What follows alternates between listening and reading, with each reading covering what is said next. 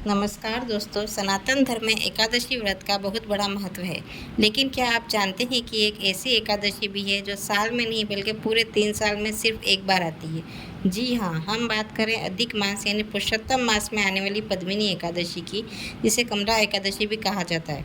शास्त्रों के अनुसार इस एक एकादशी का व्रत रखने से मनुष्य को कई वर्षों की कठिन तपस्या और बड़े बड़े यज्ञों के समान पुण्य फल मिल जाता है। स्वयं भगवान श्री कृष्ण ने अर्जुन को इस व्रत की महिमा और कथा सुनाई थी। आखिर क्यों इस व्रत को इतना चमत्कारी माना जाता है? कैसे इस व्रत के प्रभाव से एक ऐसे पराक्रमी राजा का जन्म हुआ जिसने रावण तक को बंदी बना लिया था? आइए जानते हैं कि आज इस विशेष कथा में। वीडियो को अंत तक जरूर देखिएगा। कथा की शुरुआत होती है त्रेता युग से। महिष्मतिपुरी में कृतवीर्य नाम के एक बहुत ही प्रतापी और न्यायप्रिय राजा राज करते थे।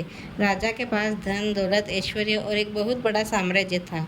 उनकी कई रानियां थीं, जिनमें उनकी सबसे प्रिय रानी का नाम पद्मिनी, जो राजा हरिश्चंद्र की पुत्री थी। दिखने में राजा का जीवन बेहद सुखी था, लेकिन उनके जीवन में एक बहुत बड़ा दुख था। राजा की कोई संतान नहीं थी। संतान न होने के कारण राजा दिन रात इसी चिंता में डूबे रहते थे कि उनके बाद उनके वंश और इस विशाल साम्राज्य को कौन संभालेगा। उन्हें अपना पूरा जीवन अंधकार में लगने लगा था। संतान की इसी तीव्र कामना के लिए राजा ने एक बड़ा फैसला लिया। उसने अपना सारा राजपाट अपने मंत्रियों को सौंप दिया और खुद सन्यासी वस्त्र धारण कर तपस्या करने निकल पड़े। उनके साथ उनकी पतिव्रता पत्नी रानी पद्मिनी भी गई। दोनों गंधमादन पर्वत पर पहुँचे और वहाँ उन्होंने भगवान की घोर तपस्या शुरू की।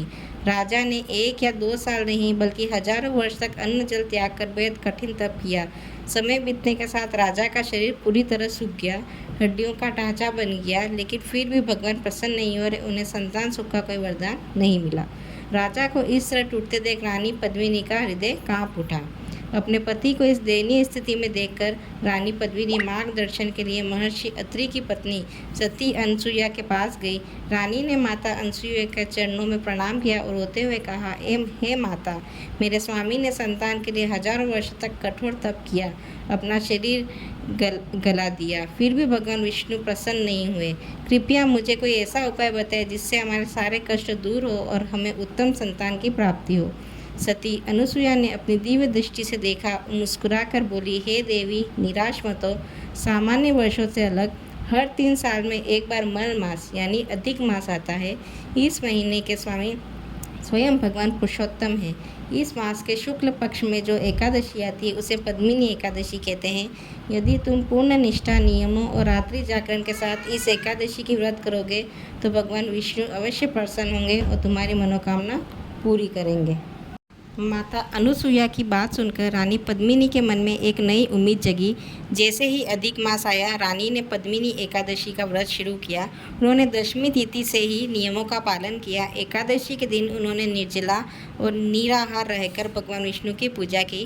रात के समय में वह सोए नहीं बल्कि भगवान के भजनों और कीर्तनों के साथ रात्रि जागरण किया। रानी पद्मिनी की इस अटूट श्रद्धा और कठोर व्रत को देखकर बैकुंठनाथ भगवान विष्णु का आसन डोल गया। भगवान विष्णु अपनी चतुर्भुज छवि के साथ साक्षात प्रकट हो गए। चारों तरफ एक दिव्य प्रकाश फैल गया। भगवान ने कहा, है गंधर्व पुत्री, मैं तुम्हारे इस उत्तम और पवित्र व्रत से अत्यंत प्रसन्न हूँ। मांगो, क्या वरदान चाहती हो?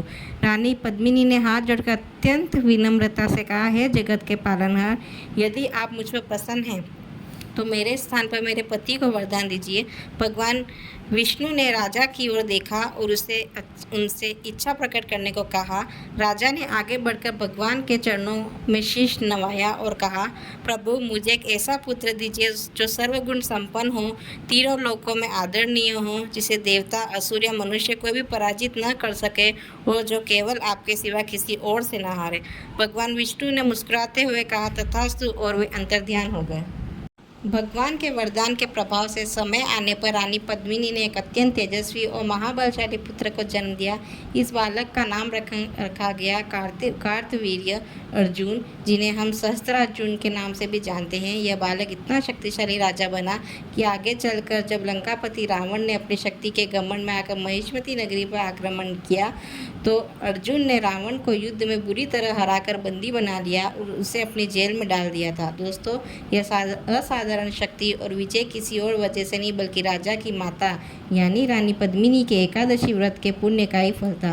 भगवान श्री कृष्ण कथा समाप्त करते हुए अर्जुन से कहते हैं, हे अर्जुन, जो भी मनुष्य अधिक मास के इस पद्मिनी एकादशी के महात्म्य को सुनता है, पढ़ता है या इस व्रत का सच्चे मन से पालन करता है, उसके जीवन में सभी पाप का नष्ट हो जाता है।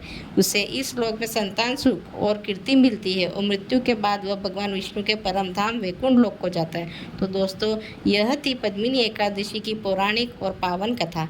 उम्मीद है आपको यह वीडियो पसंद आई होगी। अगर आप भी भगवान विष्णु की कृपा पाना चाहते हैं तो कमेंट बॉक्स में जय लक्ष्मी नारायण या ओम नमो भगवते वासुदेवाय जरूर लिखें। वीडियो को लाइक करें, अपने परिवार और दोस्तों के साथ शेयर करें और ऐसे ही धार्मिक और ज्ञानवर्धक कथाओं के लिए हमारे चैनल को सब्सक्राइब करना ना भूलें। मिलते हैं अगले वीडियो में, तब तक के लिए धन्यवाद।